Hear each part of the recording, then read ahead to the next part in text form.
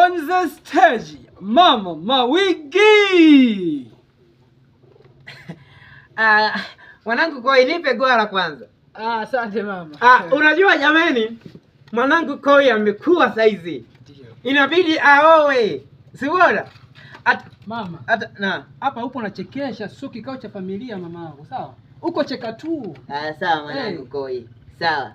Unajua itafika wakati mwanangu Koi watu watakuwa wanashindwa kuelewa jinsia yake. Mama, mingine tuongea nyumbani, kama huna pachi unatia hata asma huko ndani au unagusia tu. Sawa, huyu Asima ndio muoe mwanangu Koi. Muoe huyo Asima. Mama tena? Mingine tuongea nyumbani mamangu. Yaani kwamba humuoni mama Chanja? Humuoni nani Lemi wa kule? Lemi ni wa kiume. Humuoni nani? Wote unashida kuwaona eti. Mama, mbona unataka kunifokea? Basi ngoja namalizia. Chekesha watu wametoa hela zao. Haya.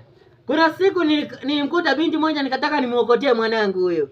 Mama, asante. Unachukua mic? Wamecheka, wamecheka. Asante mama. Wamecheka. Eti mwanangu Koi. Asante, ninaitwa Mama Mawigi. Asante. Ngoja nikakae na Shafi tuendelee kula matakataka niyo wa mviringo. Haya. Sawa? Shafi.